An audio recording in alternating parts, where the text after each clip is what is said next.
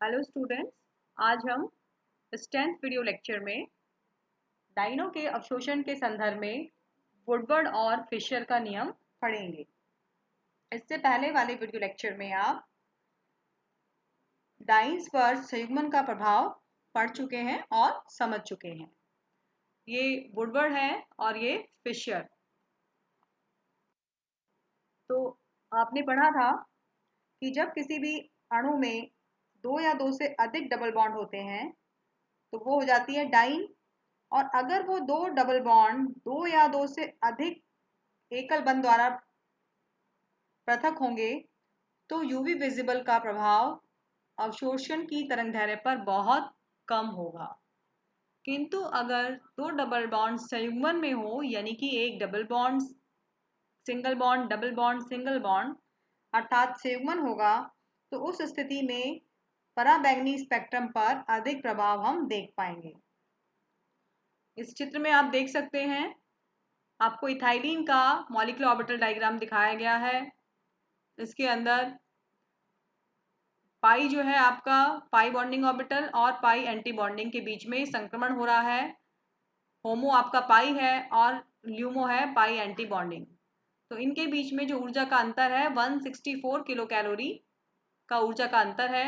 और कितनी तरंगदैर्घ्य पे अवशोषण करेगा? 171 नैनोमीटर पर। और जैसे जैसे यौगिक में संयुग्मन बढ़ेगा, यानी कि 1,3-ब्यूटाडाइन का आप पाई मॉलिक्यूलर ऑर्बिटल डायग्राम देखें तो संयुग्मन के कारण प्रत्येक द्विबंध का पाई तथा पाई एंटी बॉन्डिंग कक्षक परस्पर अंतर क्रिया करके नए बॉन्डिंग पाई 1 पाई 2 बनाएंगे और एंटी बॉन्डिंग पाई 3 और पाई 4 बनाएंगे।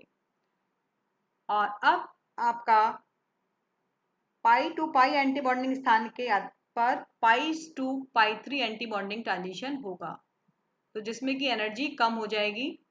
आप डायग्राम में देख सकते हैं कि होमो है पाई टू से पाई 3 में इलेक्ट्रॉन संक्रमण हो रहा है, तो 217 नैनोमीटर पर एब्जॉर्प्शन दिखा रहा है, यानी कि तरंगदैर्घ्य बढ़ गई, ऊर्जा घट गई और तरंगदैर्घ्य बढ़ गई। तो अवशोषण तरंगदैर्घ्य की तरफ उच्च तरंगदैर्घ्य की तरफ विस्थापित हो जाता है। तो जैसे जैसे अणु में संयुग्मन बढ़ेगा वैसे वैसे मूल तथा उत्तेजित ऊर्जा का स्तर कम होता जाएगा और अवशोषण बढ़ता जाएगा। और जैसे जैसे यौगिक में डबल बॉन्ड की संख्या संयुग्मन डबल बॉन्ड की संख्या बढ़ती जाती है, वैसे वैसे तरंगदैर्घ्य और बढ़ती जाती है। और जब 4 या 4 से अधिक डबल बॉन्ड होते हैं किसी यौगिक के अंदर, तो वो 400 नैनोमीटर से ऊपर अवशोषण दिखाने लगता है, अर्थात विजिबल क्षेत्र में ऊर्जा अवशोषित करने लगता है और फिर हमें यौगिक रंगीन दिखाई देता है। तो इस खुली श्रृंखला तथा 6 सदस्यीय संयुग्मित डाइन के अवशोषण की गणना के लिए 1941 में वुडवर्ड ने कुछ नियम प्रतिपादित किए और बाद में उन्होंने फिशर ने 1959 में उनको मॉडिफाई किया। कुछ एक्सपेरिमेंट डेटा के आधार पर उनमें कुछ परिवर्तन किया और इस मॉडिफाइड रूल को ही हम वुडवर्ड फिशर रूल कहते हैं।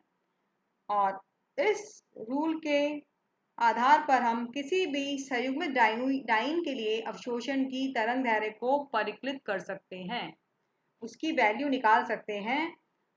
और जो लैम्डा मैक्स की वैल्यू होती है किसी भी यौगिक के लिए, वो डिपेंड करती है कि उसकी पोजीशन क्या है, उस पर जो लगे हुए प्रतिस्थापित समूह हैं यानी कि क्रोमोफोरिक समूह हैं, उनकी पोजीशन क्या है और कितने कॉन्जुगेटेड सिस्टम है। जितना ज़्यादा कॉन्जुगेटेड सिस्टम होगा तरंगदैर्घ्य उतनी अधिक बढ़ती जाएगी।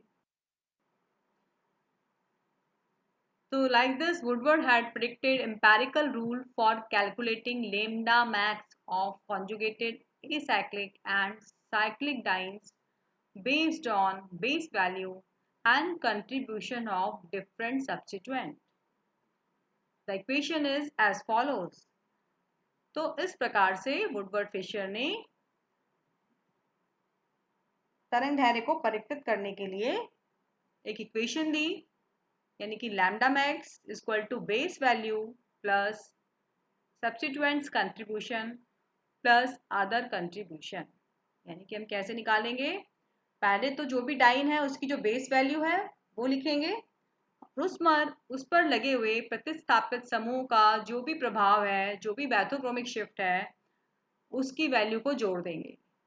और उसके अलावा जो दूसरे कंट्रीब्यूशन है, extended conjugation, double bond, exocyclic double bond वगैरह भी जोड़ेंगे। इन सबको जोड़ने के बाद जो टोटल वैल्यू आएगी वो हमारी प्रिडिक्टेड लैम्डा मैक्स होगी। जो एसाइक्लिक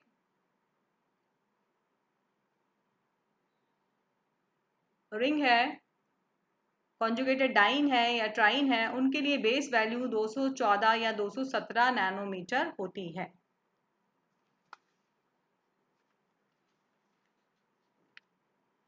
इस प्रकार से यौगिक में विभिन्न प्रकार के डबल बॉन्ड हो सकते हैं। ये बहुत इंपॉर्टेंट है, आप इसे बहुत ध्यान से समझ लीजिए, तो फिर आपके लिए किसी भी यौगिक के लिए लैम्डा मैक्स की वैल्यू निकालना बहुत इजी हो जाएगा। और एग्ज़ाम में 100% इस पर क्वेश्चन आता है, स्ट्रक्चर दिए जाते हैं और उनका लैम्डा मैक्स कैलकुलेट कराया जाता है।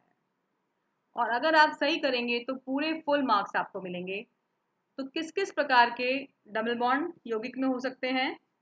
सबसे पहला है एलिसाइक्लिक संयुग्मित डबल बॉन्ड या ओपन चेन सिस्टम।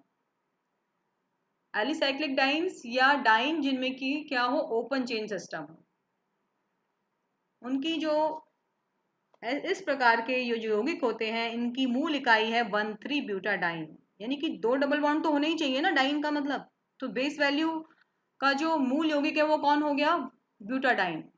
और ब्यूटाडाइन के लिए लैम्डा मैक्स का वैल्यू होता है 217 नैनोमीटर। दूसरी प्रकार का जो कॉन्जुगेटेड डबल बॉन्ड होता है वो है होमो एनुलर कॉन्जुगेटेड डबल बॉन्ड, समवलयाकार संयुग्मित द्विबंध। यदि यौगिक में सभी डबल बॉन्ड एक ही वलय में होते हैं तो उसे हम कहते हैं होमो एनुलर कॉन्जुगेटेड डबल बॉन्ड।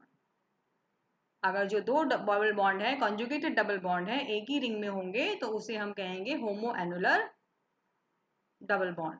जैसे कि आप नीचे चित्र में देख सकते हैं कि 2 रिंग दिखाई गई हैं, दोनों ही रिंग में आपके दोनों डबल बॉन्ड एक ही रिंग में हैं। तीनों चित्रों में यही दिखाया गया है कि तीनों डबल बॉन्ड एक ही रिंग में हैं, तो ये कहलाती है समवलयाकार संयुग्मित द्विबंध।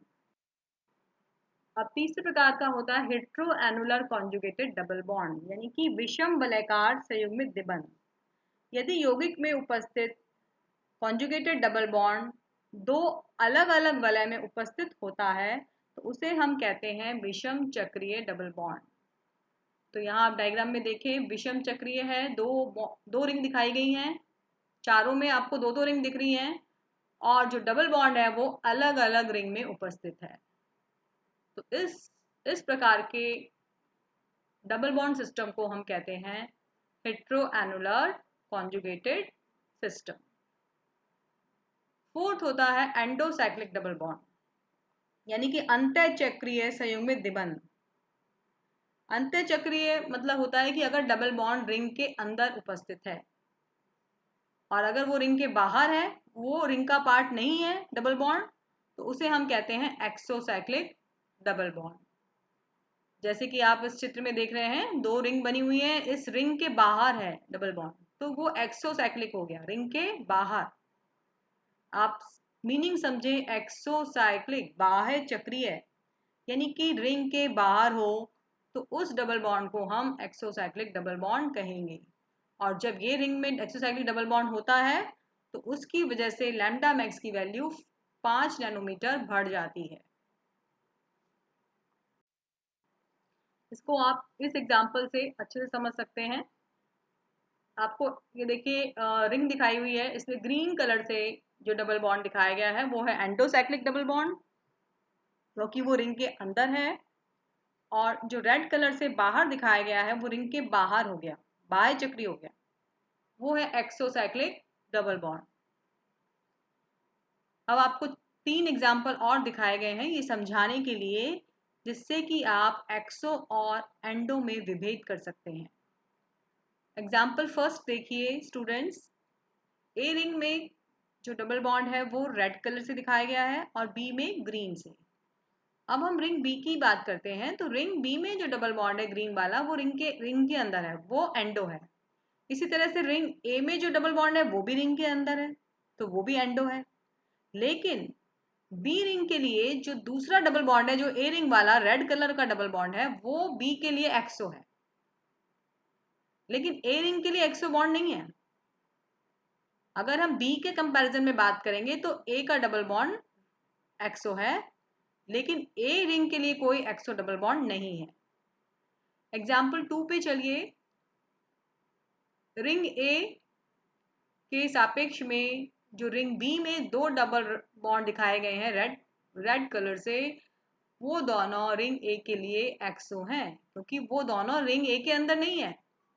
बी के लिए वो एंडो है क्योंकि बी के अंदर है, लेकिन ए के लिए क्या है, वो एक्सो। इसी तरह से थर्ड एग्जाम्पल में, क्योंकि दोनों रिंग के अंदर ही डबल बॉन्ड नहीं है, तो वो जो डबल बॉन्ड है वो दोनों रिंग के लिए बाहर हो गया, एक्सो हो गया। तो इस प्रकार से एक्सो और एंडो में आप डिफरेंशिएशन कर सकते हैं। अब एक तीसरी टर्म होती है एक्सटेंडिंग कॉन्जुगेशन। इस एग्जाम्पल को देखिए,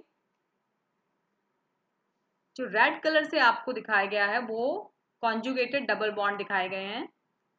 ये कैसी रिंग है, 4 रिंग है इसमें, तो 2 डबल बॉन्ड जो है अलग अलग रिंग में है, तो ये कैसी हो गई, विषम वलयाकार या सम वलयाकार, ये हो गई विषम वलयाकार, क्योंकि फर्स्ट रिंग में एक डबल बॉन्ड है, बी रिंग में सेकंड डबल बॉन्ड है। तो कॉन्जुगेशन के लिए 2 डबल बॉन्ड होना जरूरी है। तो ये कैसा सिस्टम हो गया डाइन का, हेट्रो एनुलर सिस्टम। अब जो थर्ड रिंग है उसमें एक और डबल बॉन्ड है, यानी कि 2 डबल बॉन्ड के अलावा। तो ये जो डबल बॉन्ड है इसको हम कहते हैं एक्सटेंडिंग कॉन्जुगेशन, यानी कि ये संयुग्मन का विस्तार करने वाला डबल बॉन्ड है। तो अगर किसी यौगिक के अंदर 2 पाई बॉन्ड के अलावा तीसरा या चौथा डबल बॉन्ड हो, संयुग्मन में हो, सबसे इंपॉर्टेंट बात है वो संयुग्मन में होना चाहिए, तो अवशोषण की तरंग दैर्ध्य में 30 नैनोमीटर की वृद्धि हो जाती है। तो आप जो बेस वैल्यू है, हेट्रो का बेस वैल्यू क्या है, हेट्रो के लिए 214, तो उसमें एक्सटेंडिंग कॉन्जुगेशन जोड़ देंगे 30 से नैनोमीटर से बढ़ जाता है। तो ये है एक्सटेंडिंग कॉन्जुगेशन। अब यहाँ पर एक्सो पहचानिए आप, एक्सो समूह। एक्सो देखिए, रिंग बी जो है उसके लिए ये जो रिंग 3 में डबल बॉन्ड है वो कैसा है, बाहर की तरफ है, और रिंग डी के लिए भी ये बाहर की तरफ है, रिंग डी के अंदर भी नहीं है ये। तो इसलिए ये जो डबल एरो पिंक कलर से दिखाया गया, 2 एरो दिखाए गए, ये रिंग डी के लिए भी एक्सो है और रिंग बी के लिए भी एक्सो है। तो इसलिए ये 2 एक्सो डबल बॉन्ड हो गए। और यहाँ हम देखें रिंग बी के लिए ये जो एक्सो बॉन्ड है पर पिंक कलर से दिखाया गया है, रेड कलर से, ये एक्सो साइक्लिक डबल बॉन्ड हो गया। तो इस प्रकार से 3 एक्सो साइक्लिक डबल बॉन्ड इसमें हो गए। अब एक चीज आती है एल्किल प्रतिस्थापित समूह, यानी कि ये सबसे इंपॉर्टेंट है, जो आपको डबल बॉन्ड से जो लगे हुए एल्किल प्रतिस्थापित समूह है उनको पहचानना होता है, क्योंकि एक एल्किल प्रतिस्थापित समूह होने पर तरंग दैर्ध्य में 5 नैनोमीटर की वृद्धि हो जाती है। तो ये देखिए आपको नंबर 1 2 3 4 5 से दिखाया गया है। आप डबल बॉन्ड को देखिए, डबल बॉन्ड जब है कार्बन पर तो उसके 2 प्रतिस्थापित समूह होंगे। अगर वो H है तो प्रतिस्थापित समूह नहीं है, और कोई भी समूह लगा हुआ है चाहे वो साइक्लिक रिंग के अंदर ही होगा तो वो क्या हो जाएगा, एल्किल समूह। H को छोड़ के CH2 या जो भी कुछ है तो वो क्या हो जाएगा, एल्किल समूह। तो ये देखिए यहाँ ब्लू कलर में नंबर 1 पर ये कार्बन है, कार्बन से 2 समूह लगे हैं प्रतिस्थापित समूह, 1 ब्लू कलर से दिखाया है, 2 और 2, ये दोनों आपको ब्लू कलर से दिखाए गए हैं। तो ये 2 अल्किल प्रतिस्थापित समूह हो गए। अब इस डबल बॉन्ड सी रिंग में डबल बॉन्ड को देखिए, यहाँ पर ये 3 नंबर पे जो 3 लिखा हुआ है ब्लू कलर से, ये एक और तीसरा अल्किल प्रतिस्थापित समूह हो गया। फिर इस डबल बॉन्ड पर देखिए, यहाँ पर इस डबल बॉन्ड पर कोई अल्किल प्रतिस्थापित समूह नहीं है, क्योंकि ये जो पार्ट है, ये जो रेड से है, ये तो संयुग्मन का पार्ट है। और अब इस 4 नंबर पर देखिए अल्किल समूह, इस वाले कार्बन पर 5 पर भी है, ये डबल बॉन्ड है, ये 5वां हो गया। तो इस तरह से 1 2 3 1 2 3 4 5 जो नीले कलर से आपको दिखाए गए हैं, ये डबल बॉन्ड से लगे हुए अल्किल प्रतिस्थापित समूह हैं। किसी यौगिक में एक अल्किल प्रतिस्थापित समूह होता है तो लैम्डा मैक्स की में वैल्यू बढ़ जाती है 5 नैनोमीटर। तो 5 है, तो यहाँ पर कितना वैल्यू बढ़ जाएगा? 25। ये कैसा सिस्टम है? Hetero annular system. तो हेट्रो के लिए बेस वैल्यू हो गई 214, एक्सटेंडिंग कॉन्जुगेशन हो रहा है तो 30 और बढ़ जाएगा, एक एक्सोसाइक्लिक डबल बॉन्ड होता है तो 5 बढ़ जाती है, और अल्किल समूह होता है, एक अल्किल समूह होने पर 5 नैनोमीटर की वृद्धि हो जाती है। इस प्रकार से हम इन सबको जोड़ेंगे और यौगिक का लैम्डा मैक्स प्रिडिक्ट कर सकते हैं। नेक्स्ट वीडियो लेक्चर में हम और एग्जाम्पल पढ़ेंगे, क्योंकि आपको अभी और प्रैक्टिस की ज़रूरत है। आप इसको पढ़ के आइएगा थोड़ा, जिससे कि जब मैं आपको नेक्स्ट लेक्चर में पढ़ाऊँगी तो आपको मुश्किल नहीं होगी।